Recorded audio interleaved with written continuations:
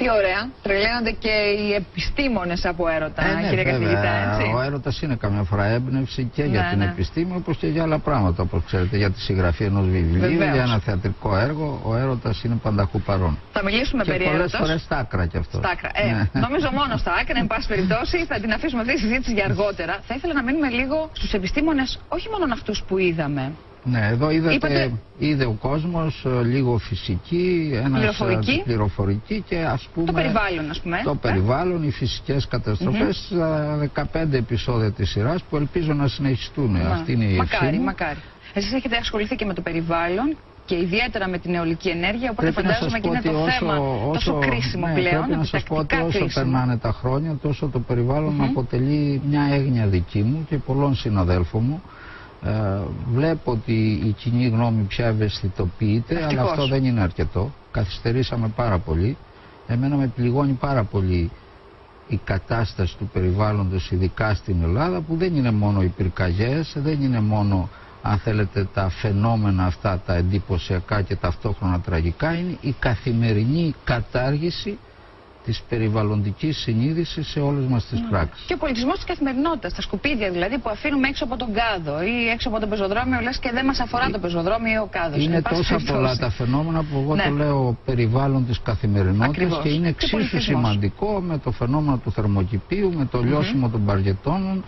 Μην το δημιουργήσουμε δηλαδή ένα είδος να σώσουμε τη γη, αλλά να καταστρέψουμε το σπίτι μας, τη γειτονιά μας, τα ποτάμια μας και τα δάση μας. Σε θεωρητικό επίπεδο, έτσι. Σε θεωρητικό επίπεδο. Βλέπω αυτό το κίνδυνο να ενδιαφερόμαστε για τη γη, που είναι λίγο εύκολο, λίγο πολύ γενικό. Άλλοι πρέπει να πάρουν τις αποφάσεις και ταυτόχρονα να ικανοποιούμε έτσι τη συνείδησή μας, γιατί φωνάζουμε, αλλά ταυτόχρονα η Ελλάδα, η μικρή και η μεγάλη Ελλάδα, πάσχει πάρα πολύ στα μικρά και στα μεγάλα. Να μην ξεκινάμε δηλαδή από τους ίδιους τους εαυτούς μας. Αυτό νομίζω ότι υπάρχει τώρα το περιβάλλον του πλανήτη που πράγματι πρέπει να διασωθεί. Ο πλανήτης κινδυνεύει, ας το πούμε έτσι, αλλά σε αυτό μπορούμε να κάνουμε πολλά πράγματα, αλλά είναι, θα έλεγα, μικρά.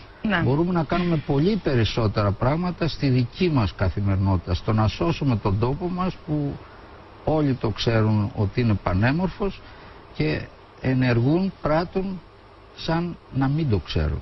Σαν να μην κατοικούμε εδώ. Δηλαδή απλά πράγματα. Τα φώτα, το νερό που τρέχει ενώ πλένουμε τα δόντια μας, τα σκουπίδια, ό,τι πετάμε από τα παράθυρα του αυτοκινήτου, θα σας πω κάτι τα άλλο, τσιγάρα. θα σας πω κάτι άλλο πολύ δραματικό και εμένα με ενοχλεί πολύ που δεν ακούω να λέγεται.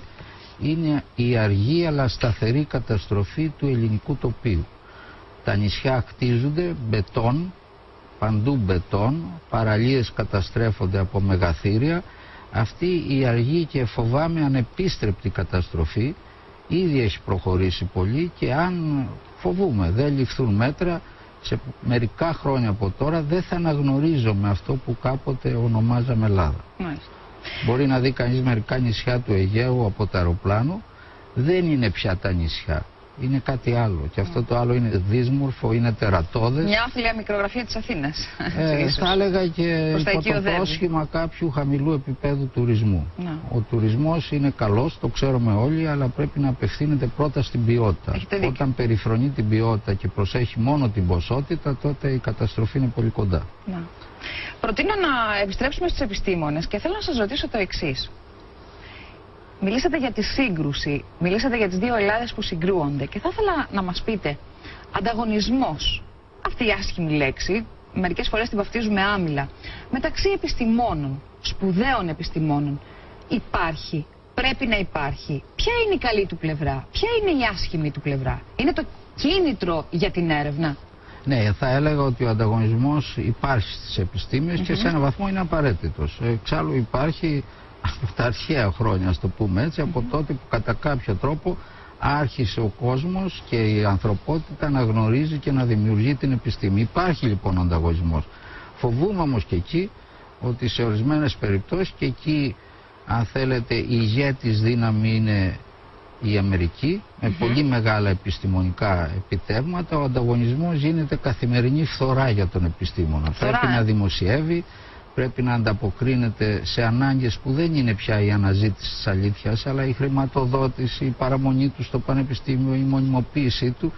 Περάσαμε δηλαδή Στην Ελλάδα είναι ακόμα λίγο καλύτερα και θα έλεγα πάμε προς την αδράνεια. Και αυτό δεν είναι καλό. Δεν έχουμε έρευνα, διότι εσείς με την πείρα σας έχετε υπάρξει και υπάρχετε ως ερευνητής και στο Πανεπιστήμιο Κρήτης. Ναι, στο Δημόκριτο ήταν η έρευνα στην Ελλάδα. Υπάρχει, το τονίζω αυτό. Υπάρχει έρευνα στην Ελλάδα και μάλιστα πολύ σημαντικότερη από όσο μπορεί να φανταστεί ο μέσος άνθρωπος. Όμως δεν μαθαίνουμε τα αποτελέσματα. Δεν το μαθαίνουμε γιατί δεν ενδιαφέρονται, όπως είπαμε, πολλές φορές ούτε η πολιτεία ούτε οι τηλεοράσεις. Είναι άνθρωποι ως επιτοπλίστων νέοι και πολλές φορές μεγάλης αξίας και προοπτικής, και νομίζω ένα σοβαρό κράτος θα έπρεπε να τους διευκολύνει αντί να τους φέρνει διαρκώς εμπόδια, είτε με τη γραφειοκρατία είτε με την υποχρηματοδότηση είτε με τα διάφορα που υποπτευόμαστε όλοι ότι συμβαίνουν. Συμβαίνουν, σας λέω εγώ, και στους ερευνητικούς κύκλους. Ναι, για πείτε μας, γιατί εσείς τα έχετε βιώσει, έχετε προσωπικά βιώματα. Ναι, είπα, ξεκινήσατε από το Δημόκριτο ως ερευνητής, κάνετε έρευνα στο Πανεπιστήμιο της Κρήτης, στην Πύλο, στον Νέστορα και έχετε κάνει και έρευνα στο Imperial. Παρά τις πολλές μου απασχολήσεις και θα έλεγα και τις προσωπικές μου προτιμήσεις, κρατώ μια επαφή με την έρευνα. Άλλοι συνάδελφοι μου είναι αφοσιωμένοι σε αυτό και σας είπα, το πρώτο συμπέρασμα είναι ότι η Ελλάδα έχει σημαντική έρευνα. Πρέπει όμως να φτιάξει τους θεσμούς της καλύτερα, δεν θέλω να ταλαιπωρήσω τους τηλεθεατές, να περιορίσει την αφάνταστη γραφειοκρατία και να σας πω και μια μεγάλη λέξη, να περιορίσει την κομματικοκρατία. Ακόμα και πολύ ενδιαφέρουσα αυτή η λέξη. Ναι, είναι μια δύσκολη λέξη. Αλλά δηλαδή τα κονδύλια τα παίρνουν με βάση το χρώμα τους φοιτητές. Θα έλεγα ότι πολλές φορές από τις αποφάσεις της ηγεσίας έχουν πολλές φορές να κάνουν με κομματικά κριτήρια. Για παράδειγμα, βλέπεις ανθρώπους σε επίκαιρες θέσεις που φοβούμαι δεν θα ήταν εκεί με αξιοκρατικά κριτήρια. Και εκεί υπάρχει μεγάλη πρόοδος στην Ελλάδα. Ο νόμος επιτρέπει κάποια αξιοκρατική, αν θέλετε, κρίση. Είμαστε όμως πολύ μακριά ακόμα από αυτά που συμβαίνουν στην Ευρώπη. Είναι γενικό το φαινόμενο. Η κομματικοκρατία, το λέω έτσι παρόλο που δεν μου αρέσει η λέξη, επηρεάζει με ένα πολύ αργό δηλητήριο όλες τις δραστηριότητες της ελληνικής ζωής. Έχει εκθρονίσει την αξιοκρατία. Εκθρονίζει πολλές φορές και την ουσία και τις πραγματικές προοπτικές του τόπου. Και εγώ ελπίζω ότι τα ελληνικά πολιτικά κόμματα κάποια στιγμή θα το δουν αυτό και θα απελευθερώσουν τις δυνάμεις από αυτό το βραχνά. Αφού απελευθερωθούν τα ίδια, αυτό είναι μια άλλη συζήτηση. Ναι, αφού απελευθερωθούν τα ίδια από τον εαυτό τους. Έχει πολύ μεγάλη σημασία αυτό που είπατε. Ναι.